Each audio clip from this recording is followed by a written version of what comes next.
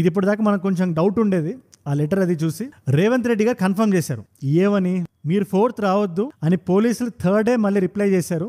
అయినప్పటికీ, అది చెప్పినప్పటికీ, సరైన బందోబస్తు ఉండదని తెలిసినప్పటికీ అర్జున్ గారు ఎక్స్ రోడ్స్ చౌరస్తా ముందు నుంచే కార్ ఓపెన్ టాప్ బయటకు వచ్చి రోడ్ షో చేసుకుంటూ వచ్చారు. కానీ ఎక్స్ రోడ్ చౌరస్తా కంటే ముందు నుంచే కార్లో రూఫ్ టాప్ ఓపెన్ చేసి రోడ్ షో చేసుకుంటే థియేటర్లో పోవడంతో ఆ చుట్టుముట్టు అక్కడ సింగిల్ ఎంట్రన్స్ ఉంటది, జనాలు సరిగ్గా మేనేజ్ చేయలేం అని తెలిసినా కూడా ఆయన వచ్చారు. అప్పటిదాకా ఏవైతే గేట్లు మూస్తుంటాయో ఆయన లోపల రానివ్వడానికి మాత్రమే క్విక్ గా తెరిచారు. ఇది 9:30 PM ఇది. అది ఓపెన్ అయ్యేసరికి అర్జున్ గారితో పాటు అందరూ ఇన్ఫ్లక్స్ లో లోపలికి వచ్చేసారు. లోవర్ బాల్కనీ ఎంట్రన్స్ ఏదైతే ఉంటుందో అక్కడ నుంచి గేట్ నుంచి అందరూ అర్జున్ గారి సైడ్ వచ్చేస్తుంటే ఇది రేవంత్ రెడ్డి గారు అన్నారు, మరి ఎంతమంది బౌన్సర్లు ఉన్నారో తెలీదు. ఆయన ఏమంటారు, ఒక 40-50 బౌన్సర్లు అర్జున్ గారి చుట్టూ ఉన్నారు.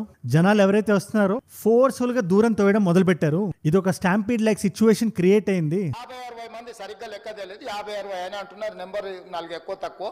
ఆ బౌన్సర్లు అందరు మీదికి వచ్చే అందరు అభిమానులను విపరీతంగా అడ్డంగా ఎట్లా పడితే అట్లా తోయడంతో ఈ గ్యాప్ లో థియేటర్ మేనేజ్మెంట్ ఒక్కటే గోల్ పెట్టుకుంది, అర్జున్ గారిని సీట్ లో కూర్చోబెట్టాలి ఎక్కడైతే బాల్కనీ ఉందో. సో ఆయన్ని సీట్ల దగ్గర తరలించింది. టికెట్లు ఉండే వాళ్ళందరూ లోపలికి వెళ్ళిపోయారు, అందరినీ తోసుకుంటూ.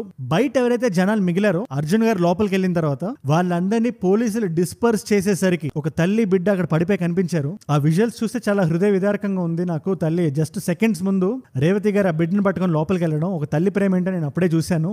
వీడియో చూసిన తల్లి లోపలికి వచ్చినప్పుడు కొడుకు చేయి పట్టుకొని ఎంత జాగ్రత్తగా కొడుకుని తీసుకొని వస్తుందో తల్లి ప్రేమ ఎట్లుంటుందో అక్కడ నాకు చూసి నాకు అర్థమైంది. బట్ ఎప్పుడైతే చనిపోయినప్పుడు కూడా బిడ్డ చేతుల్ని ఆవిడ వదలలేదు.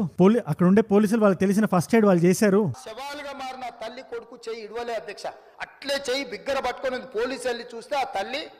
ఈ పాయింట్ గురించి మనం ముందు వీడియోలో కూడా మాట్లాడాం. ఇన్ఫాక్ట్ ఎవరైతే అక్కడ పోలీసు ఉన్నారో ఎస్ఐ మౌనిక గారు, ఆవిడ సిపిఆర్ పర్ఫామ్ చేశారు రేవతి గారికి, తేజ్ కి. ఆవిడతో పాటు ఆంజనేయులు గారు కూడా చేశారు. ఇదంతా ఒక పక్క జరుగుతుంటే పాప ఆవిడ అక్కడే చనిపోయింది, తర్వాత హాస్పిటల్ కి పట్టుకెళ్ళాం. ఇదంతా ఒక పక్కన జరుగుతుంటే అర్జున్ గారు లోపల ఎక్కడైతే సీట్ లో కూర్చున్నారో కింద ఎవరైతే జనాలు ఉన్నారో వాళ్ళందరినీ తొక్కుకుంటూ మా హీరో చేతులు పట్టుకోవాలని చెప్పి లోపల ఇంకో సిచ్యువేషన్ క్రియేట్ అయింది.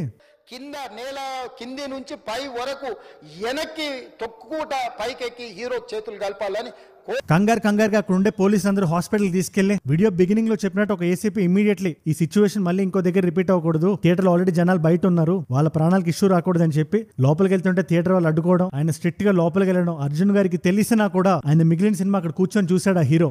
లేదు నేను సినిమా అయిపోయే వరకు ఇట్లే కూర్చుంటానని పోలీసులతో చెప్పిండని చెప్పి రేవంత్ రెడ్డి గారు అసెంబ్లీలో చెప్తున్నారు. ఆయన ఇది చాలా పెద్ద ఎలిగేషన్. ఇది ఇన్ఫాక్ట్ ఇప్పుడు దాకా వచ్చిన స్పీచ్ మొత్తంలో రేవంత్ రెడ్డి గారు చెప్పిన పాయింట్స్ లో ఇది అందరూ అండర్లైన్ చేసుకోవాల్సిన పాయింట్. అసలు ఇప్పుడు అర్జున్ గారు ఏమన్నారు నిజంగా నాకు తెలియదు, నాకు నెక్స్ట్ డే మార్నింగ్ తెలిసింది. నేను సినిమా చూసి వచ్చిన తర్వాత మాకు తెలిసిన విషయం అంటే నెక్స్ట్ డే మార్నింగ్ రేవతి గారని ఆవిడ ఆ తొక్కి స్టార్ట్లో దెబ్బలు తగిలి ఆవిడ చనిపోయారని తెలిసింది. తెలిసి నేను చాలా గంటలు షేక్ అయిపోయాను అన్నారు కదా.